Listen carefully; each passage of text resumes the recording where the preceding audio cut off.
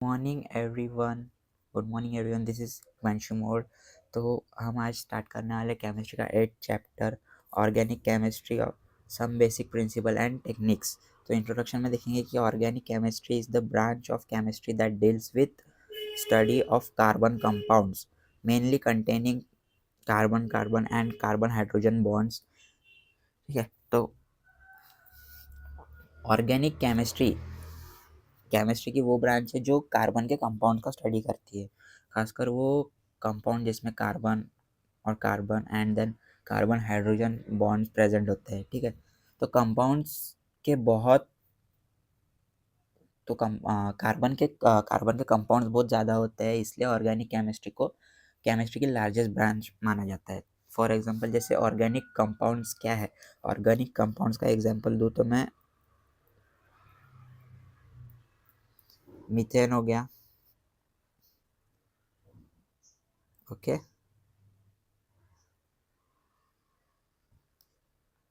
Sorry, methane हो गया, मतलब ये ऑर्गेनिक कंपाउंड है। ओके, कंपाउंड है। Next is earlier scientists believe in the vital force theory, okay, which stated organic compounds could be prepared only by living organism।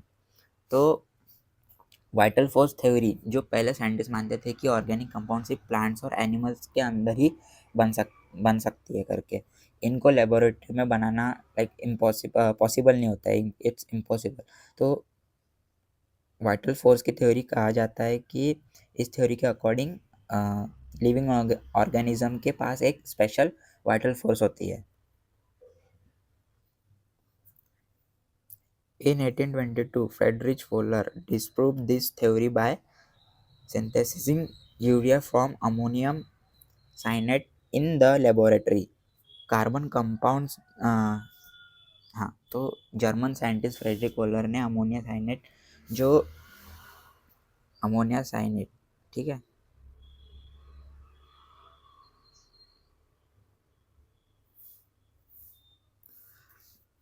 जो ammonia साइनेट को heat किया और urea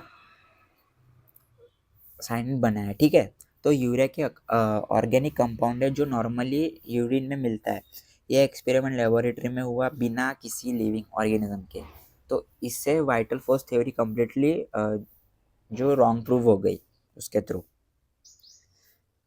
carbon compound generally excluded from organic chemistry are carbon monoxide, carbon dioxide, carbonates and bicarbonates and कार्बेट्स।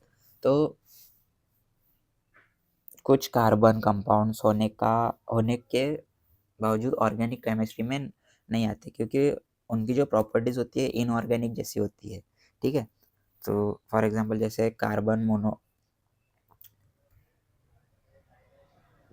Carbon dioxide, carbonates and bicarbonate bicarbonates, ठीक है, and कार्बेट्स। ठीक है, the huge number of organic compound is due to catenation ability of carbon atoms from the form form long chain and rings। okay, तो tetravalency carbon forms four stable covalent bonds, ability to form single, double and triple bonds।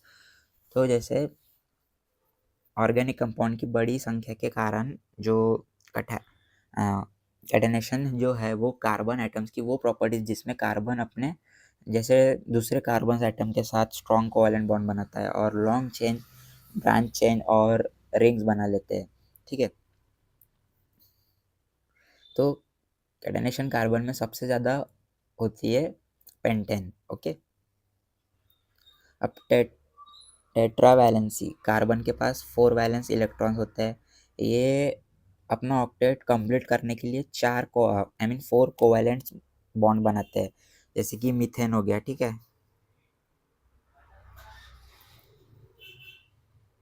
CH4, जिसमें 4 जो होता है वो 4 covalent bond बनाते हैं उसमें। And उसके बाद मल्टीपल बॉन्ड्स फॉर्मेशन होते हैं, जैसे कार्बन में single bond, double bond, triple bond बना सकते हैं। ठीक है,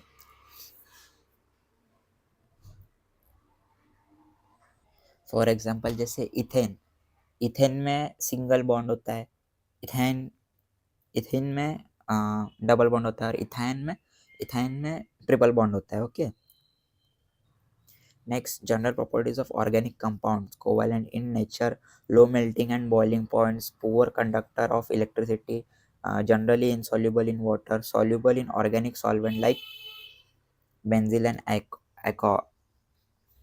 बेंजील, अल्कोहल एंड एथर। ओके, तो मोस्टली कोवैलेंट नेचर के होते हैं, and low melting and boiling point, electricity के पुअर कंडक्टर, जनरली वाटर में इंसॉल्युबल होता है, और ऑर्गेनिक सॉल्वेंट जो इथर, बेंजील और अल्कोहल में सॉल्युबल होता है। जैसे ओके, तो रीज़न क्या है कि covalent nature and weak intermolecular forces के कारण वो ऑर्गेनिक सॉल्वेंट्स होते हैं उसमें।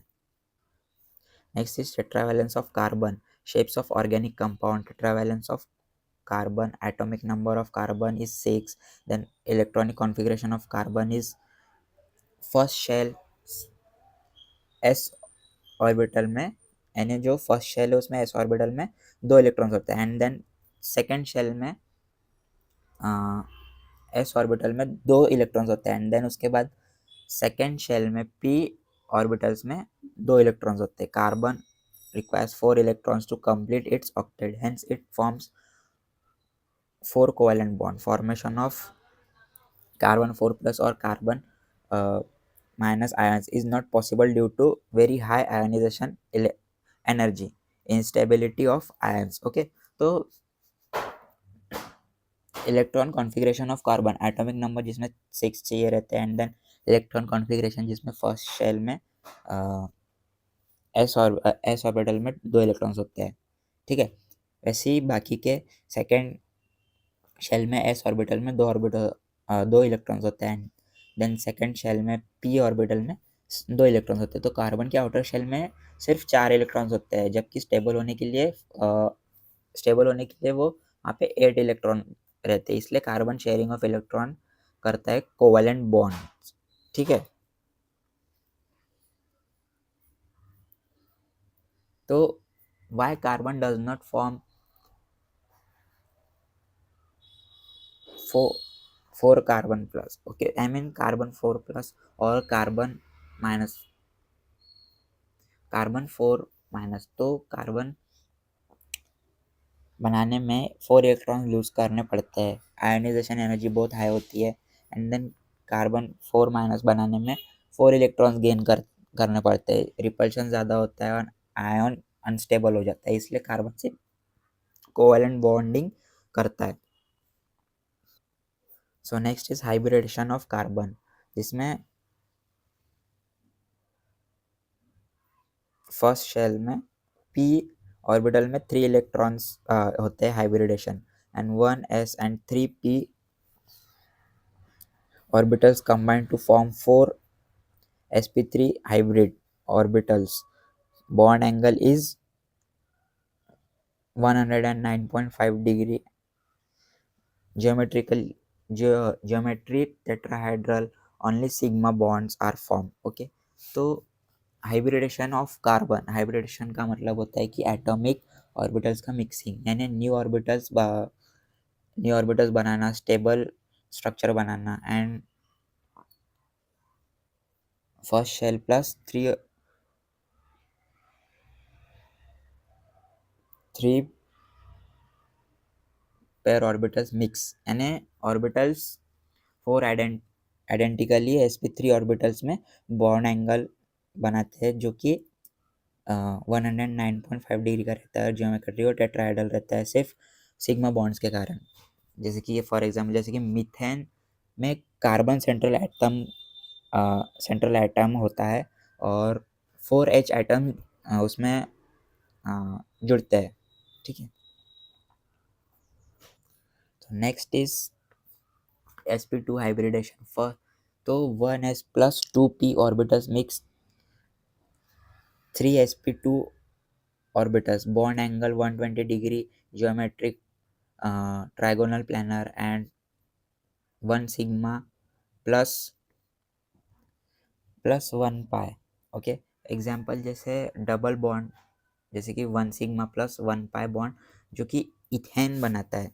क्या बनाता है वो? इथेन बनाता है, C2H4। Okay, then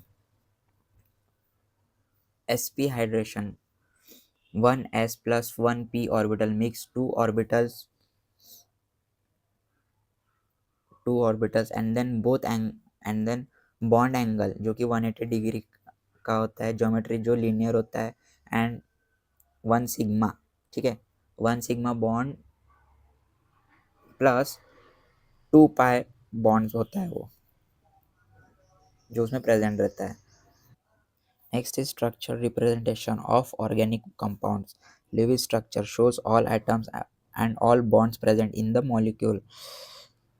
Low pair of electrons are also shown, then useful for understanding the basic structure of compound. तो Lewis structure, सब atoms clearly दिखते हैं उसमें, सब bonds और लोन पेयर शो होते हैं, बेसिक स्ट्रक्चर समझने के लिए यूजफुल होता है वो। Then condense structure formula, atoms are written in groups rather than individually. तो एटम्स को ग्रुप में लिखा जाता है, स्पेस और स्पेस कम लेता है वो। फॉर एग्जांपल जैसे जिसमें CH3CH2OH जो कि इथेनॉल है। ठीक है, okay, and then bond line skeleton formula, carbon atoms represented by the intersection of lines, hydrogen atom attached to carbon are not shown, mostly used for complex organic molecules. Okay, तो bond line carbon symbol नहीं लिखे जाते हैं, hydrogen attach होता है carbon से। ठीक है, एंड कार्बन से जो कि नहीं दिखते हैं उसमें, एंड सिर्फ बॉन्ड्स दिखते हैं। तो कॉम्प्लेक्स मॉलिक्यूल्स के लिए बेस्ट मेथड है वो। Then 3 dimensional representation, solid wedge shows bond coming out of the plane, then dashed wedge यानी shows bond or going behind the plane, used to show spatial arrangement of atoms। तो solid veg जो कि bond plane के बाहर होता है, and then dash veg जो कि बॉन्ड प्लेन के पीछे रहता है, एंड स्पेशल अरेंजमेंट दिखाने के लिए यूज होता है वो। ओके, तो next is classification of organic compound based on carbon skeleton, acyclic open chain compound, then straight chain compound, branch chain compound. जिसमें क्लासिफिकेशन ऑफ ऑर्गेनिक कंपाउंड जो कार्बन स्केलेटन के बेसिस पर है, एसिलिक कंपाउंड जिसमें open chain compound होता है, और straight या ब्रांच होता है, जैसे कि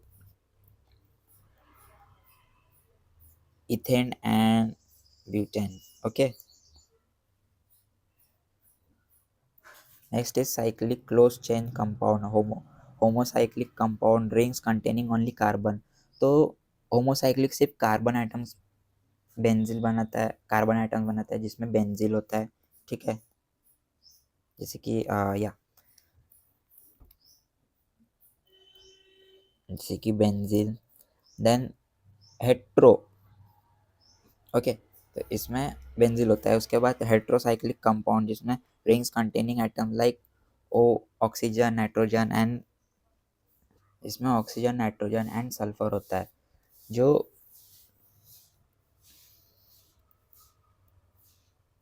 जो पैराडीन एंड फ्यूरन होता है। ओके, तो next is saturation, based on degree of saturation, saturated compounds only single bond, जैसे कि अल्काइंस, ओके। तो सैचुरेटेड जो अल्केन्स अल्केन सिंगल बॉन्ड बताता है, और उसके बाद अनसैचुरेटेड जिसमें अल्काइंस एंड अल्कलाइंस होता है, एरोमेटिक बेंजील जिसमें एरोमेटिक में जैसे बेंजील एंड डेरिवेटिव्स होते हैं। ओके, उसके बाद फंक्शनल ग्रुप के बेसिस पर, जहाँ पे फंक्शनल ग्रुप मॉलिक्यूल की केमिस्ट्री प्रॉपर्टी डिसाइड करता है, ठीक है। जैसे कि एसिड हो गया, देन अल्कोहल, ओके। तो ऐसे जो है फंक्शनल ग्रुप मॉलिक्यूल्स की केमिकल प्रॉपर्टीज डिसाइड करते हैं। So nomenclature of organic compounds, इसके बेसिक रूल्स क्या होते हैं कि longest carbon chain is selected as the parent chain, then parent chain is numbered to give the lowest number to the functional group.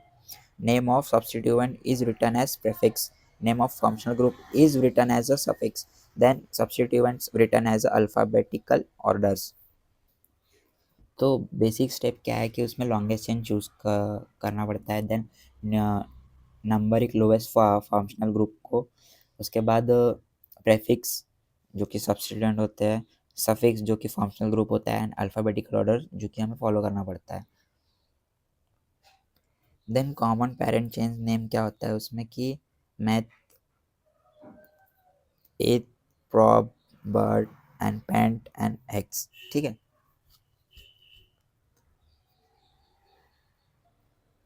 तो priority order of functional group जो कि पहले से ही ऑर्डर में लिखे है ये, तो इसमें देखेंगे कि पहला क्या है कि carboxylic carbogenic acid, then aldehyde, then ketone, then alcohol, then amine and then halogen, ठीक है। तो इसका मतलब क्या है कि अगर एक ही कंपाउंड में मल्टीपल फंक्शन ग्रुप हो तो हाईएस्ट प्रायोरिटी वाले ग्रुप को सफिक्स बनाया जा सकता है, आई मीन वो बनेगा खुद से ही, ठीक है। तो बाकी ग्रुप जिसमें प्रेफिक्स के फॉर्म में लिखे जाते हैं। फॉर एग्जांपल जैसे कंपाउंड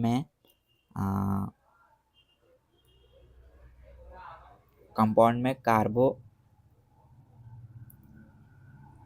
कार्बोजेनिक एसिड और अल्कोहल दोनों नाम एसिड से स्टार्ट होगा तो -OH प्रीफिक्स बनेगा, हाइड्रोजी, okay. Isomerism is the phenomenon in which compounds have same molecular formula, different structure arrangement, different physical and chemical properties. So isomerism का मतलब होता है कि सेम molecular formula जिसमें डिफरेंट स्ट्रक्चर होता है, डिफरेंट प्रॉपर्टीज होती है, ठीक है। नेक्स्ट इज स्ट्रक्चर आइसोमेरिज्म जिसमें चेन आइसोमेरिज्म होता है एंड पोजीशन आइसोमेरिज्म होता है और फंक्शनल ग्रुप आइसोमेरिज्म होता है, ठीक है। या तो उसमें क्या होता है कि चेन आइसोमेरिज्म, पोजीशन आइसोमेरिज्म और फंक्शनल ग्रुप आइसोमेरिज्म होता है, जिसमें difference in carbon chain arrangement होता है। स्ट्रक्चर आइसोमेरिज्म में, पोजीशन आइसोमेरिज्म में जिसमें difference in position of functional group होता है, और फंक्शनल ग्रुप आइसोमेरिज्म में जिसमें same molecular formula but different functional group होता है। So next is stereo isomerism जिसमें ज्योमेट्रिकली आइसोमेरिज्म जिसमें occurs due to restricted rotation around double bond cis and trans forms exist. So fundamental concept in organic reaction mechanism, okay. तो organic reaction mechanism का मतलब होता है कि reaction कैसे होती है, बॉन्ड्स कैसे टूटते हैं और कैसे बनते हैं, और रिएक्शन स्टेप बाय स्टेप कैसे प्रोसीड करती है। तो फर्स्ट है हमारा बॉन्ड फ्यूजन। बॉन्ड फ्यूजन का मतलब होता है कि दो आइटम्स के बीच कोवैलेंट बॉन्ड ब्रेक होना, जिसमें बॉन्ड फ्यूजन दो टाइप्स के होते हैं, ठीक है। फर्स्ट है होमोलिटिक क्लीवेज, जिसमें हम देखेंगे कि होमोलिटिक क्लीवेज यानी कि इसमें बॉन्ड इक्वली टूटता है एंड बॉन्ड के दो इलेक्ट्रॉन्स इक्वली डिवाइड होते हैं, हर एटम को एक एक इलेक्ट्रॉन मिलता है। देन फ्री रेडिकल्स बनते हैं एंड फ्री रेडिकल क्या होता है जिसमें न्यूट्रल स्पीशीज एंड एक अनपेयर्ड इलेक्ट्रॉन होता है, बहुत रिएक्टिव होता है एंड रिप्रेजेंटेशन जिसमें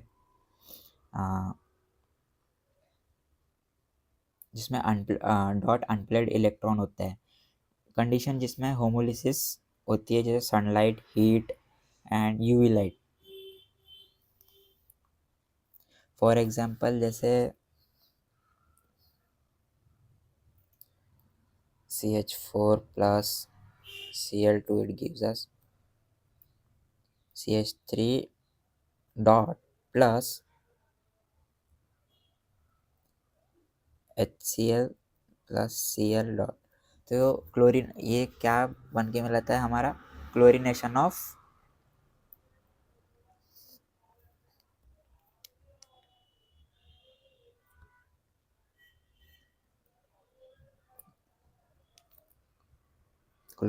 of methane.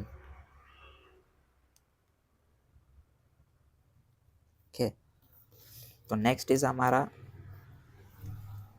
Heterolytic cleavage. Heterolytic cleavage जिसमें इसमें बॉन्ड इक्वली अनइक्वली टूटता है एंड बॉन्ड के दोनों इलेक्ट्रॉन एक ही एटम को मिल जाते हैं, ठीक है, जिससे आयन्स बनते हैं। और एक पॉजिटिव आयन जैसे कटआयन एंड एक नेगेटिव आयन जैसे अनायन होता है, ठीक है, जिसमें इम्पोर्टेंट पॉइंट हेट्रोलिटिक क्लीवेज ज़्यादातर पोलर बॉन्ड में होती है। Okay, next is reaction intermediate carbocation and positively charge sp2 hybridize. Okay, तो रिएक्शन के बीच में जो टेम्पररी स्पीशीज बनती है उन्हें रिएक्शन इंटरमीडिएट्स कहते हैं। ये बहुत शॉर्ट लिव्ड होते हैं, हाईली रिएक्टिव होते हैं, जिसमें कार्बोकेशन जो कि पॉजिटिवली चार्ज होता है, ठीक है, और जनरली फार्मूला उसका C+ होता है। जनरल फार्मूला उसका C+ होता है एंड sp2 हाइब्रिडाइज होता है, जिसमें शेप जो होता है वो उसमें उसका जो शेप होता है वो ट्रायगोनल पोलर होता है। फॉर एग्जांपल जैसे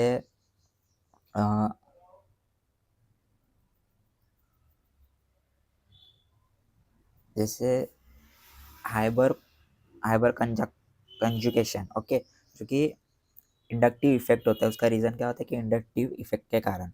नेक्स्ट इज कार्बन एनियन, जिसमें नेगेटिवली चार्ज होता है एंड sp3 हाइब्रिडाइज होता है, और जिसका जो जनरल फार्मूला होता है C- होता है एंड लोन पेयर प्रेजेंट होता है उसमें।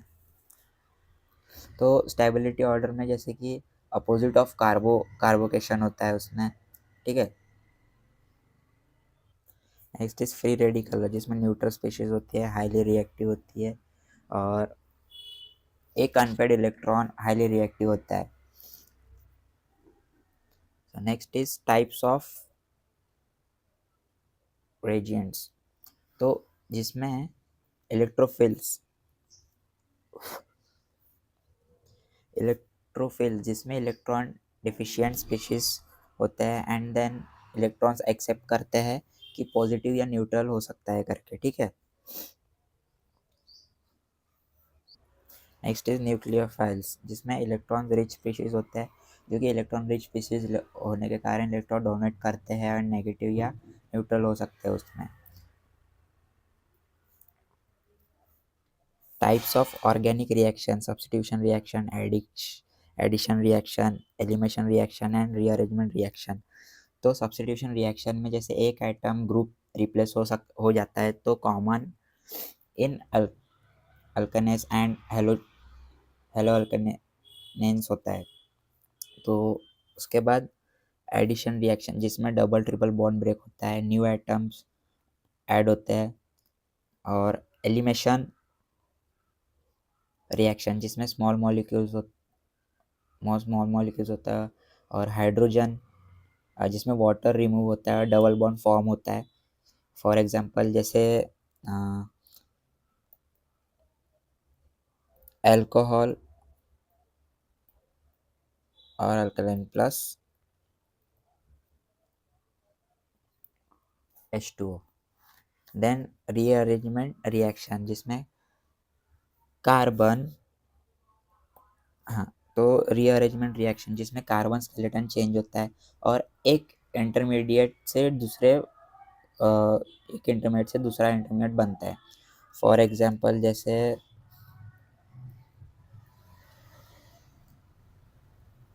Carbocation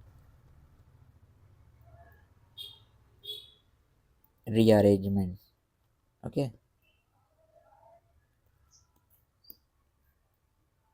then methods of purification of organic compounds, crystallization based on difference in solubility, and then sublimation जिसमें solid gives vapor then solid। Okay, तो फर्स्ट क्रिस्टलाइजेशन जिसमें सॉल्युबिलिटी डिफरेंस के base पे होता है, इम्प्योर सॉलिड को सूटेबल सॉल्वेंट में dissolve करते हैं, जिसमें कूलिंग पे पूरा क्रिस्टल मिलते हैं। ओके, फॉर एग्जांपल जैसे sugar purification. Okay, then sublimation जिसमें जो सॉलिड जो है वो वेफर बनता है, देन वापस बैक सॉलिड बनता है। जो सॉलिड डायरेक्टली वेपर बन जाता है और वही सबलाइम करता है।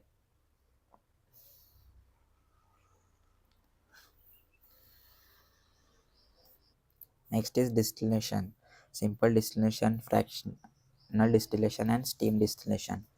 तो सिंपल डिस्टिलेशन में जिसमें बॉइलिंग पॉइंट डिफरेंस लार्ज होता है, एंड देन फ्रैक्शनल डिस्टिलेशन जिसमें बॉइलिंग पॉइंट्स क्लोज हो, एंड स्टीम डिस्टिलेशन जिसमें स्टीम के साथ वॉलेटाइल कंपाउंड डिस्टिल होता है।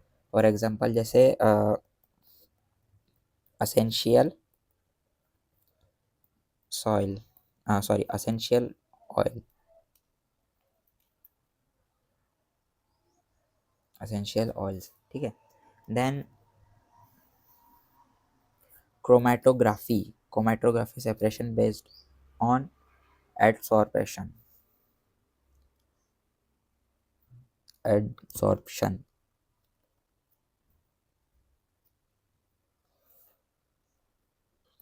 तो separation based on Persian and components अलग अलग स्पीड से मूव करते हैं।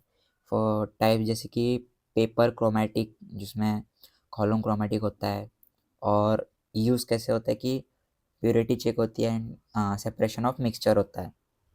सो qualitative analysis of organic compound, detection of element, first is carbon and hydrogen, detective by formation of carbon and uh, CO2 and H2O। तो organic compound को heat करके करते हैं तो CO2 प्लस H2O बनता है, राइट। देन CO2 जो lime water मिल के देता है, देन उसके बाद H2O जो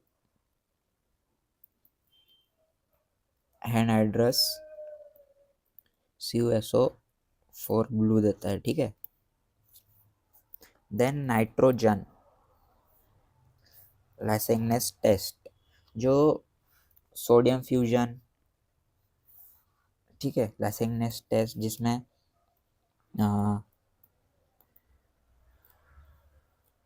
सोडियम फ्यूजन, देन उसके बाद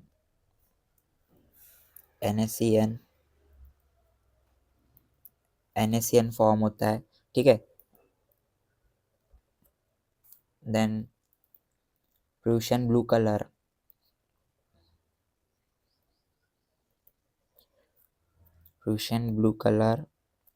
जो बाद में नाइट्रोजन प्रेजेंट होता है उसमें।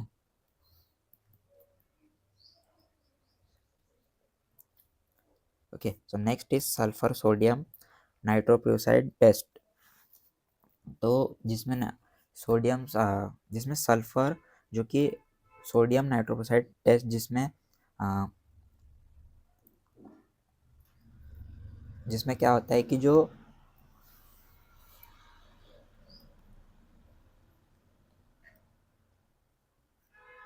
वॉयलेट एंड पर्पल कलर मिलता है। देन उसके बाद उसमें उसमें और सल्फर सल्फर प्रेजेंट होता है। ओके, देन हैलोजेन जिसमें सिल्वर नाइट्रेट टेस्ट में जैसे सिल्वर नाइट्रेट टेस्ट जिसमें वाइट पीपीटी सीएल, जिसमें white precipitate indicates chloride, and then pale yellow जिसमें येलो पीपीटी बीआर, जिसमें pale yellow precipitate indicates bromide, then yellow PPT, हाँ ये pale yellow, then उसके बाद yellow PPT it gives yellow precipitate indicates iodide. So, in silver nitrate test, white precipitate confirms chloride, pale yellow confirms bromide, and yellow precipitate confirms iodide. Okay.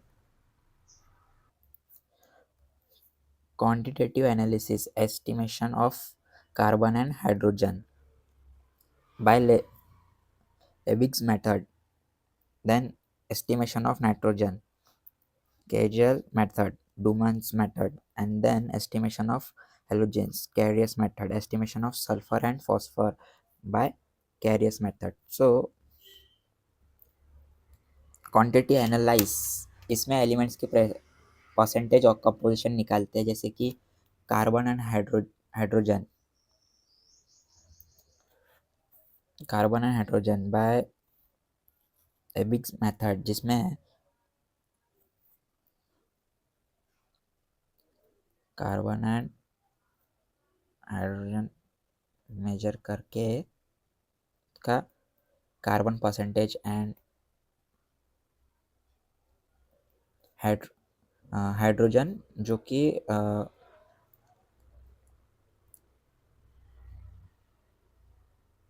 Calculate करते हैं उसमें। Then nitrogen जो कि ammonia, ठीक है, जिसमें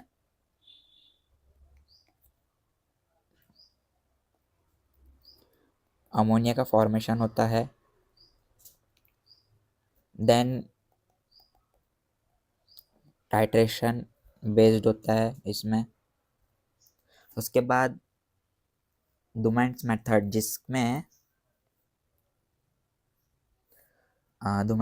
जिसमें nitrogen gas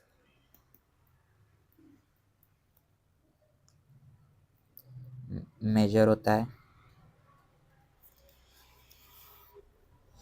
तो हेलोजेंस में क्या होता है कि सिल्वर नाइट्रेट के साथ प्रेसिपिटेट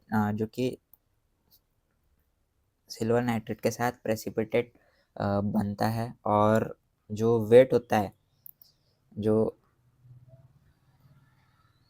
वेट से परसेंटेज कैलकुलेट होता है, ठीक है। तो उस प्रेसिपिटेट का वेट लेकर हेलोजन का परसेंटेज कैलकुलेट किया जाता है। सिंपल मीनिंग में, जैसे कि ऑर्गेनिक कंपाउंड का कैरियस ट्यूब में nitric acid plus silver nitrate के साथ हिट करते हैं, तो हेलोजेंस के फॉर्म में, जैसे कि सिल्वर क्लोरीन के फॉर्म में पीपीटी बनता है, तो उसका वेट मेजर करके परसेंटेज हेलोजन निकालता है। देन उसके बाद है सल्फर एंड फॉस्फर। तो सल्फर और फॉस्फोरस का एस्टिमेशन भी कैरियस मेथड से होता है। तो सल्फेट और फॉस्फेट बनते हैं, तो सल्फर सल्फेट और फॉस्फर फॉस्फेट से कन्वर्ट होता है, ठीक है। देन ग्रेविमेट्रिक एनालिसिस करके, तो ग्रेविमेट्रिक एनालिसिस के थ्रू उनका परसेंटेज कैलकुलेट किया जाता है। तो Carius method is used for quantity estimation of halogen, sulfur and phosphorus by gravimetric analysis.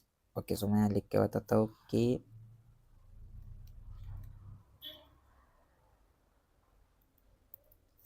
कैरियस method is used for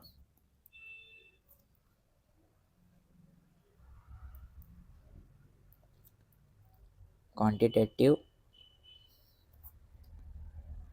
estimation of halogens,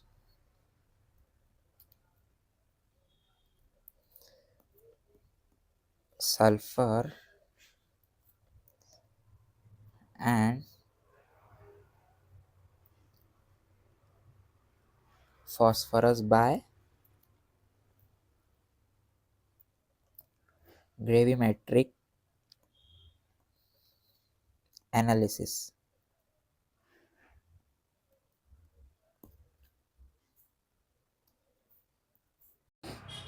so guys, आज का सेशन हम यही ख़त्म करते हैं। अगर आपको कुछ डिफ़िकल्टीज़ आ रही होंगी तो प्लीज़ कमेंट करके बताएं और मुझसे प्रॉब्लम पूछिए कि क्या डिफ़िकल्टीज़ आ रही है करके, ठीक है।